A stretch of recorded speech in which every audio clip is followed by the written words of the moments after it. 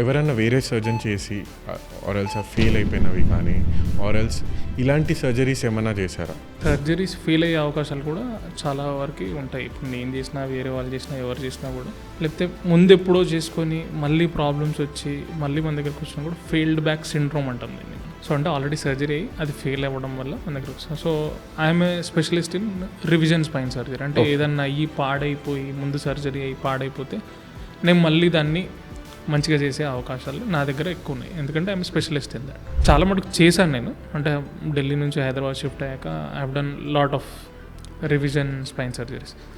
Revision spine surgeries దగ్గరకు వచ్చేసరికి కొంచెం కాంప్లికేటెడ్. ఇప్పుడు మామూలుగా చేసేదానికంటే కూడా రివిజన్ స్పైన్ సర్జరీ అంటే మళ్ళీ స్పైన్ సర్జరీ చేసేటప్పుడు కొన్ని కాంప్లికేషన్ రేట్స్ అనేవి ఇప్పుడు ఏవైతే మనం 1 to 2% అంటాము, అదొక 3 to 4% దాకా వెళ్తుంది. ఎలాంటి కాంప్లికేషన్స్ అంటే, ఒకటి, నరానికి దెబ్బ తగిలే అవకాశాలు చాలా ఎక్కువ.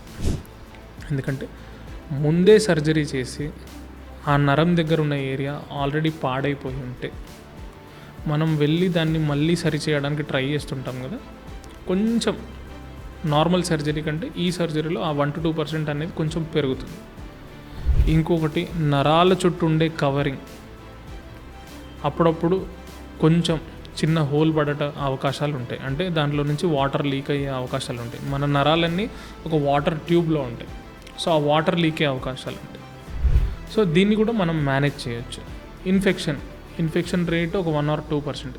సో ఈ కాంప్లికేషన్స్ అన్నీ కూడా రొటీన్ సర్జరీ కంటే 1 or 2% ఛాన్స్ ఎక్కువ. ఇక్కడ మేజర్ రిస్క్ తీసుకునే సర్జన్. ఒక స్పెషలిస్ట్ అయ్యి ఉండి I can say that I can take that risk. ఆ రిస్క్ నేను తీసుకొని చేస్తాను అని నేను చెప్పగలుగుతాను. ఎందుకంటే నాకు ఆ ఎక్స్పీరియన్స్ ఉంది కాబట్టి. డెఫినెట్లీ ఒక ఫెయిల్డ్ సర్జరీకి మళ్ళీ మంచిగా చేయాలి అంటే పేషెంట్కి కూడా ఫుల్ కాన్ఫిడెన్స్ ఉండాలి. పేషెంట్ని కాన్ఫిడెన్స్లోకి తీసుకోలేకుండా మనం ఏం చేయలేం.